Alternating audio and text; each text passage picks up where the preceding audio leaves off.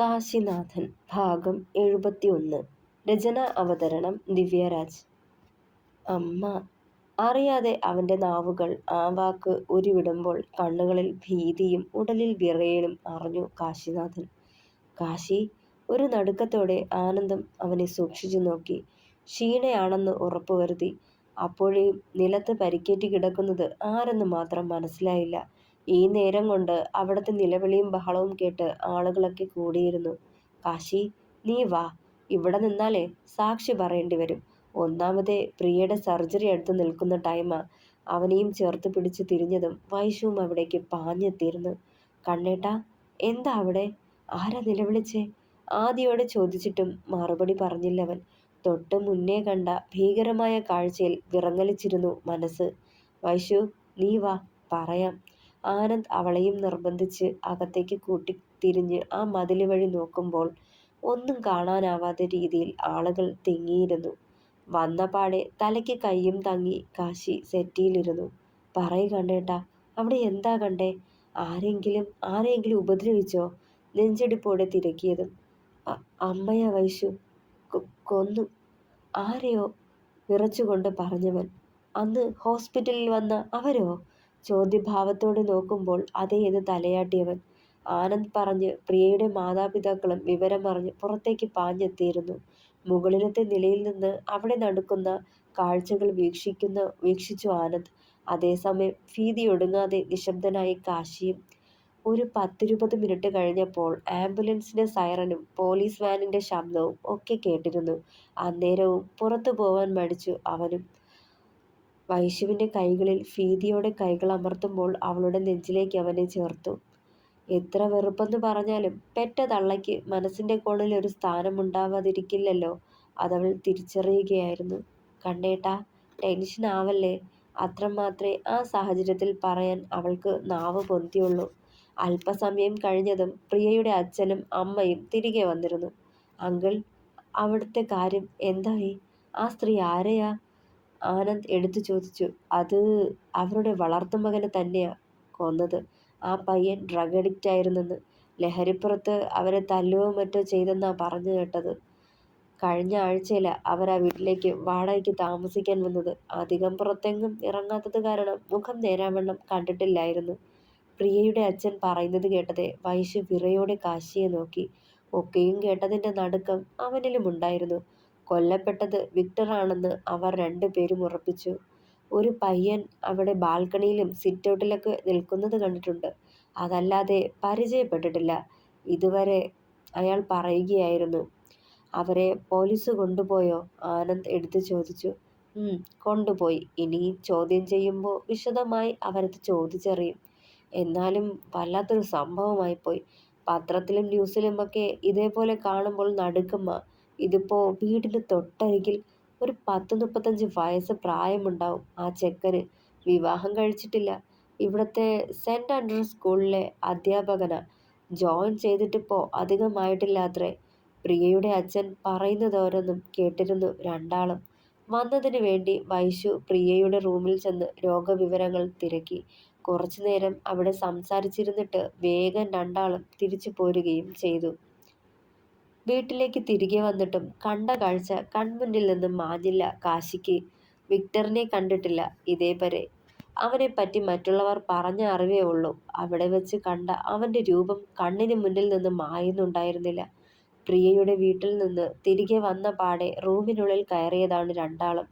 പുറത്തേക്കിറങ്ങാനായില്ല. പരസ്പരം ഒന്നും സംസാരിച്ചുമില്ല. രണ്ട് മൂലയ്ക്ക് പല പല ചിന്തകളിൽ മൗനത്തെ കൂട്ടുപിടിച്ചു രണ്ടാളും. കാശിയുടെ ചിന്തകൾ അമ്മ എന്ന ആ സ്ത്രീയെപ്പറ്റി ആയിരുന്നെങ്കിൽ വൈശുവിന്റെ ഓർമ്മകളിൽ വിക്ടർ ജോൺ ആയിരുന്നു. കണ്ണേട്ടാ, തോളിൽ തട്ടി വൈശു വിളിക്കുമ്പോഴാണ് കാശി ഉണർന്നത്. മെല്ലെ മുഖമുയർത്തി നോക്കുമ്പോൾ കുളിച്ച് ഈറനായി മുന്നിലിരിപ്പുണ്ട്. ഒന്നുറങ്ങി എണീറ്റപ്പോൾ മനസ്സിലൊരു ഉന്മേഷമൊക്കെ തോന്നി അവന്. കണ്ണേട്ടാ, ഇച്ചായൻ കുറച്ചു മുന്നേ വിളിച്ചിരുന്നു. നമ്മൾ എപ്പോഴാ അങ്ങോട്ടേക്ക് പോണേന്ന് ചോദിച്ചു. അവന്റെ നെറുകിൽ മെല്ലെ തലോടിയവൾ. സമയം എത്രയായി വൈശു? മൂരിയൊന്ന് നിവർത്തിക്കൊണ്ട് എഴുന്നേറ്റവൻ. 6 മണി. 6 മണിയോ? ഞാനൊന്ന് ഉറങ്ങിപ്പോയടോ. എന്നാലും ഇത്രയും വൈകുമെന്ന് കരുതിയില്ല. ബെഡിൽ നിന്ന് ചാടിപ്പിടിച്ച് എഴുന്നേറ്റവൻ. വേഗം ചെന്ന് ഫ്രഷായി വരൂട്ടോ കണ്ണേട്ടാ. നമുക്കിറങ്ങാം. നന്ദേട്ടൻ്റെ വീട്ടിൽ എല്ലാവരും കൂടിയിട്ടുണ്ട്. ആകെ രസാവും. നിറഞ്ഞ ചിരിയോടെ പറയുമ്പോൾ മറ്റെല്ലാ ചിന്തകളും വെടിഞ്ഞ് നാളത്തെ വിവാഹ ചടങ്ങുകളിലെ ആഘോഷങ്ങൾക്കായി മനസ്സിനെ സജ്ജമാക്കിയിരുന്നു വൈശുവും. എന്തായടോ, അവര് വല്ലതും പറഞ്ഞോ? ഒരു മൂലയ്ക്ക് കൂനിക്കൂടിയിരുന്ന ഷീനയെ നോക്കി SI അഭിലാഷ്. ഇല്ല സാർ, ഈ നിമിഷം വരെ കമ എന്നൊരക്ഷരം മിണ്ടിയിട്ടില്ലവർ. പക്ഷേ മകനെ കൊന്നെന്ന് സമ്മതിക്കുന്നുണ്ട്. PC അഭിരാമി പറയുന്നത് കേട്ട് അവരെ തന്നെ വീണ്ടും നോക്കി അയാൾ. മുഖം കുനിച്ച് അതേ ഇരിപ്പാണ്. അതെ, നിങ്ങളിങ്ങനെ ഞങ്ങളോട് സഹകരിക്കാതിരുന്നാൽ ഞങ്ങൾക്ക് മറ്റു നടപടികൾ എടുക്കേണ്ടി വരും. അമ്മയുടെ പ്രായമുള്ള സ്ത്രീയെ തല്ലിക്കാൻ വയ്യാഞ്ഞിട്ടാ. ദയവ് ചെയ്ത് നടന്നതൊക്കെ ഒന്ന് പറയൂ. എന്തിനാ നിങ്ങൾ അയാളെ കൊന്നത്? അയാളോടുള്ള പകയാണോ? സ്വത്തിനു വേണ്ടിയാണോ? അതോ ലഹരി ഉപയോഗിച്ച് വന്ന അയാൾ നിങ്ങളോട് മോശമായി പെരുമാറിയോ? എന്തായാലും തുറന്നു പറയൂ. അയാൾ കുറച്ച് കടുപ്പിച്ച് തന്നെ ചോദിച്ചു. മറുപടി പറയാതെ മുഖം കുനിച്ചിരുന്നേയുള്ളൂ ഷീന. കണ്ടോ സാർ, ഇത് തന്നെയാ.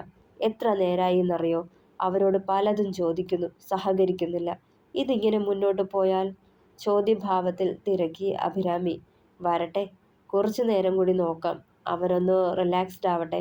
അത്രയും പറഞ്ഞിട്ട് SI അഭിലാഷ് പുറത്തേക്ക് നടന്നു. ഇനിയെങ്കിലും വായ തുറന്ന് എന്തെങ്കിലും പറയ് സ്ത്രീയെ. എത്ര നേരമായിട്ട് ചോദിക്കുക ഓരോന്നും. എന്തായിരുന്നു ഈ കൊലപാതകത്തിന് പിന്നിലെ നിങ്ങളുടെ ലക്ഷ്യം? കുറച്ച് ശബ്ദമുയർത്തി അഭിരാമി അത് ചോദിക്കുമ്പോൾ ഒരു പൊട്ടിക്കരച്ചിലായിരുന്നു അവരുടെ മറുപടി. വൈകുന്നേരം നന്ദന്റെ വീടിനു മുന്നിലിട്ട പന്തലിൽ ഒരുമിച്ച് കൂടിയതായിരുന്നു സെന്തിലും പാച്ചനും നന്ദനും. കാശിയും വൈശുവും വീട്ടിൽ നിന്ന് ഇറങ്ങിയെന്ന് വിളിച്ചു പറഞ്ഞതു മുതൽ പുറത്ത് അവരെയും കാത്തിരിപ്പാണ് 3 പേരും.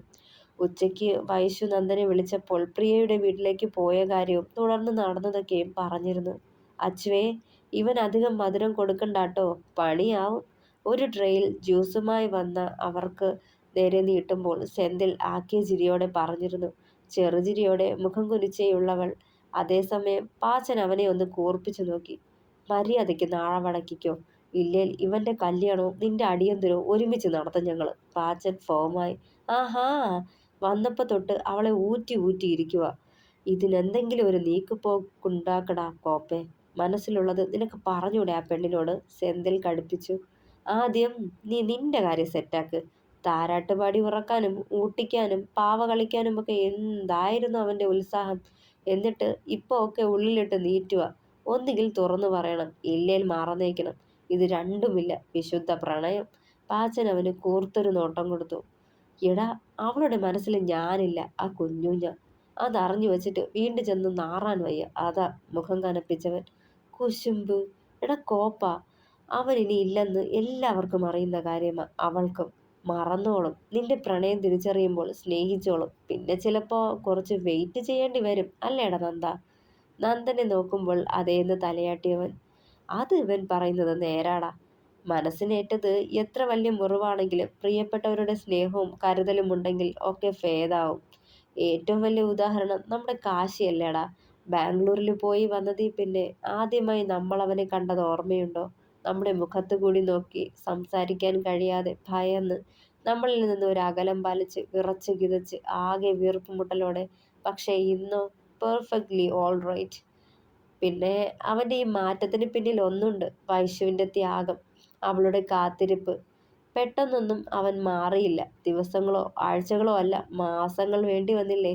അതുപോലെയാ ഗൗരിയുടെ കാര്യവും. അവളുടെ മുറിവിന് നീ ആശ്വാസമാവുമ്പോൾ അവൾ നിന്നെ പ്രണയിക്കും. കുഞ്ഞുഞ്ഞിനെ പ്രണയിച്ചതുപോലല്ല, അതിലും തീവ്രമായി. നേർത്ത നാദത്തോടെ പതിഞ്ഞ ശബ്ദത്തിൽ പറഞ്ഞു നന്ദൻ. എടാ, എന്നാലും? സെന്തിൽ അവനെ സംശയത്തോടെ നോക്കി. ഒരെന്നാലുമില്ല. അന്ന് മാനസിക നില തെറ്റിയ അവസ്ഥയിൽ നീ അവളോട് കൂടുതൽ അടുക്കുന്നത് കണ്ട് ഭയം തോന്നിയിട്ടാ വേണ്ടാത്തതൊന്നും മനസ്സിലെടുത്ത് കയറ്റിയേക്കരുതെന്ന് പറഞ്ഞത്. പിന്നെ വേദനിക്കേണ്ടി വരും എന്ന് നിന്നോട് ഞാൻ അന്ന് പറഞ്ഞില്ലേ? അന്നത്തെ അവളുടെ അവസ്ഥ കണ്ടപ്പോൾ ഞാൻ ഓർത്തു, ബോധം വീഴുമ്പോൾ നീ എന്ന ഭാഗം അവൾ പൂർണ്ണമായും മറക്കുമെന്ന്. പക്ഷേ അതുണ്ടായില്ല. അതുമല്ല, അതിനുശേഷം അവൾ നിന്നോട് അകലം കാണിക്കുകയോ അവഗണിക്കുകയോ ചെയ്തതുമില്ല. പകരം കുഞ്ഞുഞ്ഞിന്റെ മരണം പതിയായാലും അക്സെപ്റ്റ് ചെയ്തു. ഇപ്പോ എനിക്കൊരു പ്രതീക്ഷയുണ്ട്. ഇനി ഒന്ന് ആഞ്ഞു പിടിച്ചാൽ പെണ്ണ് ചിലപ്പോൾ വളഞ്ഞു കയ്യിലിരിക്കുമെന്ന്. എന്നുവെച്ച് ചാടിക്കേറി 143 പറയാൻ നിൽക്കണ്ട. മെല്ലെ അവളുടെ മനസ്സറിഞ്ഞ് നല്ലൊരു സുഹൃത്തായിട്ട് മതി. പാച്ചൻ പറയുന്നത് കേട്ട് അതുവരെ ഇല്ലാത്തൊരു പ്രതീക്ഷ അവനിലും വന്നിരുന്നു. കണ്ണാ, നീ ഇങ്ങനെ ഡിസ്റ്റർബ്ഡ് ആവല്ലേടാ. ജനിപ്പിച്ചു എന്നൊരു കർമ്മം മാത്രമല്ലേ അവർ ചെയ്തേ. അത് കഴിഞ്ഞ് സ്വന്തം സുഖത്തിന് വേണ്ടി വലിച്ചെറിഞ്ഞതല്ലേ നിന്നെ. പിന്നെ നിനക്കെന്താ ഇങ്ങനെ?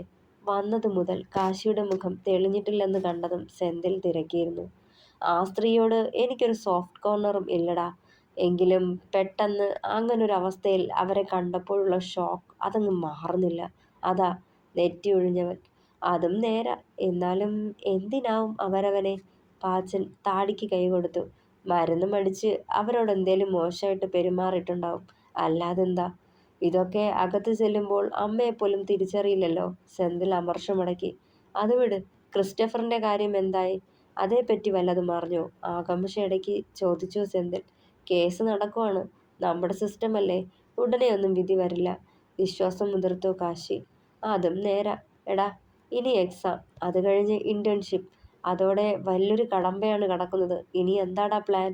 പാച്ചൻ തിരക്കി. PG ചെയ്യണം. എൻട്രൻസിൽ ഫസ്റ്റ് അറ്റംപ്റ്റിൽ തന്നെ ഒക്കെ നേടിയെടുക്കണം. ഇന്നാട്ടിലെ ഏതേലും കോളേജ് മതി. ഇവിടെ ആവുമ്പോൾ വൈശുവിനൊപ്പം മനസമാധാനമായിട്ട് കഴിയാം. ഇതിപ്പോ അക്കരയും ഇക്കരയും നിന്ന് മടുത്തടാ. പതിഞ്ഞ ശബ്ദത്തിൽ പറയുമ്പോൾ കണ്ണുകൾ തിരിഞ്ഞത് അവളെയായിരുന്നു.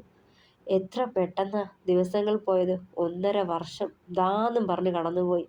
അന്നേ ഇവന്റെ വിവാഹം നടന്നിരുന്നേൽ ഇപ്പൊ ഒരു കുട്ടിയുമായേനെ. പന്തലിൽ അങ്ങേയറ്റത്ത് വൈശുവിനോട് സീരിയസ് ആയി സംസാരിച്ചു നിൽക്കുന്ന നന്ദനെ കണ്ടതേ പാച്ചു പറഞ്ഞു. അത് നേരാ. ഇതിപ്പോ ഓരോ കാരണങ്ങളായി ഇത്രയും നീണ്ടുപോയി. വിധി ഇപ്പോഴാവും. അവനും ചിരിച്ചു. ഇരുട്ട് വീണ് തുടങ്ങിയ ജയിലറയിൽ തനിച്ച് മുട്ടിൽ മുഖമുമർത്തിയിരിക്കുമ്പോൾ മനസ്സിന് വല്ലാത്തൊരു ഭയം തോന്നി ഷീനയ്ക്ക്. എനിക്ക് വൈഷ്ണവിയെ വേണം. അവളില്ലാതെ പറ്റില്ല. അതിന് നിങ്ങളുടെ മകനെ ഇല്ലാണ്ടാക്കേണ്ടി വന്നാൽ അങ്ങനെ. അവന്റെ കൂട്ടുകാരന്റെ വിവാഹമാ. ഉറപ്പായും വന്നിട്ടുണ്ടാവും. അവളുടെ മുന്നിൽ വെച്ച് അവനെ ഞാൻ. ലഹരിക്ക് പുറത്ത് വിക്ടർ വിളിച്ചു കൂവിയ കാര്യങ്ങൾ ശ്വാസം മുട്ടിച്ചവരെ. ചോര നിറം പോലും മാറാതെ ഞാനായിട്ട് ഉപേക്ഷിച്ച കൺമണി. ജീവിതത്തിൽ എന്നും ഒറ്റപ്പെട്ട് ജീവിക്കേണ്ടി വന്നവൻ. മറ്റുള്ളവരിൽ നിന്നേറ്റ അപമാനത്തിൽ വെന്തു നീറിയവൻ. അവന്റെ സന്തോഷവും ജീവിതവും പ്രതീക്ഷയും ഒക്കെ ഇപ്പൊ അവളാ. അവളെ സ്വന്തമാക്കാനായി എന്റെ മകനെ അപായപ്പെടുത്തുമെന്ന വെല്ലുവിളിയോടെ പുറത്തേക്കിറങ്ങിയതോർത്തതേ ഉള്ളൊന്ന് വിറച്ചു. വൈശുവാണ് ലോകമെന്ന് ഞാനായിട്ട് നിഷേധിച്ച മാതൃവാത്സല്യം പോലും അവന് പകർന്നത് അവളാണെന്ന് അവനന്ന് പറഞ്ഞതോർത്തതേ നെഞ്ചു പിടച്ചു. എന്റെ കുഞ്ഞിന്റെ ജീവനും ജീവിതവും ആ പെൺകുട്ടിയാ. അവളെ സ്വന്തമാക്കാനത്രേ ഇവൻ. അതിനിവൻ എന്ത് യോഗ്യതയായുള്ളത്? അന്യനായിരുന്നിട്ട് കൂടി പ്രാണനെ പോലെ സ്നേഹിച്ച ഈ അമ്മയെപ്പോലും സ്നേഹിക്കാത്തവനാ. അവനാ ആ പെൺകുട്ടിയോട് പ്രണയമാണെന്ന് പോലും. പുച്ഛം തോന്നിയ ആ നിമിഷം. പ്രണയമല്ല, അവനാ പെൺകുട്ടിയോട് സ്വാർത്ഥതയാ. പ്രണയമായിരുന്നെങ്കിൽ അവളുടെ ജീവനെടുക്കാൻ തുനിയില്ലായിരുന്നല്ലോ. ആ പെൺകുട്ടിക്ക് അർഹനല്ല ജോൺ. ഇനി ഒരിക്കലും പഴയ ജീവിതത്തിലേക്ക് പോവില്ലെന്ന് പറഞ്ഞിട്ടാ, കേസ് പറഞ്ഞിട്ടായാലും അവനെ തിരികെ കൊണ്ടുവരാൻ മുതിർന്നത്. പക്ഷേ തനിക്ക് തന്ന വാക്കുകൂടി കാറ്റിൽ പറത്തിക്കളഞ്ഞു.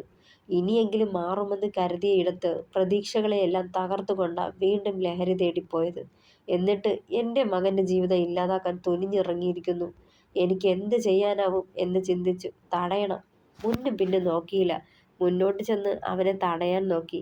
ഇത്രയും നാളും പോറ്റി വളർത്തിയ അമ്മ എന്ന് കൂടി നോക്കാതെ പിടിച്ചു തള്ളിയതിന് പുറമെ എൻ്റെ കുഞ്ഞിനെ ഇല്ലാണ്ടാക്കിയിട്ട് തിരികെ വരുള്ളൂ എന്ന് അട്ടഹാസം മുഴക്കുന്നതിനൊപ്പം ഒരു വലിയ കത്തി കൂടി ബാഗിനുള്ളിൽ എടുത്തു വെച്ചു. കണ്ടപ്പോൾ ഭയം തോന്നി.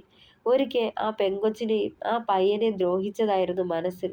എൻ്റെ മോനെയും ഇവൻ ദ്രോഹിക്കുമെന്ന് ഉറപ്പായി. ബലമായി അവന്റെ കയ്യിൽ നിന്ന് ബാഗ് പിടിച്ചു വാങ്ങി അതിൽ നിന്നും ആ കത്തി കൈക്കലാക്കാൻ നോക്കുമ്പോൾ വീണ്ടും തല്ലാൻ തുടങ്ങി. ഇനിയും അവന്റെ തല്ലും കൊണ്ട് ജീവിക്കുന്നതിലും ഭേദം ഒക്കെ അങ്ങ് അവസാനിപ്പിക്കുന്നതാന്ന് തോന്നി. അതുമല്ലെങ്കിൽ ജോൺ അവസാനിക്കണം. ഞാൻ മരിച്ചാൽ ഇവൻ വീണ്ടും എൻ്റെ കുഞ്ഞിനെ ദ്രോഹിക്കാൻ ചെല്ലും. ഉറപ്പായിരുന്നു.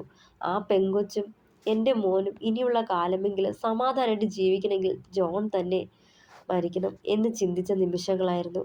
ഇത്രനാളും എൻ്റെ മകനെ ഉപേക്ഷിച്ച് ജീവിച്ചതിനുള്ള പരിഹാരം അവന് വേണ്ടി ഇതെങ്കിലും ചെയ്യണമെന്ന് തോന്നി. പിന്നൊന്നും നോക്കിയില്ല. എനിക്ക് നേരെ കൈ ഉയർത്തിയ ജോണിനെ, അലറി വിളിച്ചുകൊണ്ട് ഇറങ്ങി ഓടിയവനെ വിടാൻ മനസ്സനുവദിച്ചില്ല. മരിക്കേണ്ടവൻ തന്നെന്ന് മനസ്സുകൊണ്ട് ഉറപ്പിച്ച നിമിഷവും എൻ്റെ മകനെ നിറകണ്ണോടുകളുടെയുള്ള മുഖം മാത്രമായിരുന്നു മനസ്സിൽ. എനിക്കാരുമില്ലമ്മേ, എൻ്റെ കൂടെ പോന്നൂടെ? അവൻ്റെ ദൈന്യതയാർന്ന ശബ്ദം എൻ്റെ കാതുകളിൽ അലയടിച്ചു കൊണ്ടിരുന്നു. എൻ്റെ മകന് വേണ്ടിയാ ഞാൻ ജോൺ ഇരന്നു വാങ്ങിയതാണ്. അവൻ ഇനിയും ജീവിച്ചിരുന്നാൽ എൻ്റെ മകൻ്റെ ജീവിതം ഇല്ലാണ്ടാക്കും. ഈ സത്യം എനിക്ക് മാത്രമേ അറിയൂ. അത് എന്നിൽ തന്നെ അടഞ്ഞു കിടക്കും. എൻ്റെ മരണത്തോടെ ആ സത്യവും മണ്ണടിയട്ടെ. ഈ കേസിലേക്ക് എൻ്റെ കുഞ്ഞിനെ കൂടി വലിച്ചിഴക്കില്ല ഞാൻ. അവൻ അവൻ ജീവിച്ചോട്ടെ സ്വസ്ഥമായി. പലതും തീരുമാനിച്ചുറപ്പിച്ച പോലെ കണ്ണുകൾ അമർത്തി തുടച്ചു ഷീന. തുടരും. പ്രിയപ്പെട്ടവരെ, അഭിപ്രായങ്ങൾ പറയണേ. കഥ ഇഷ്ടമായാൽ ലൈക്ക് ചെയ്യുക, ഷെയർ ചെയ്യുക, സപ്പോർട്ട് ചെയ്യുക. Thank you.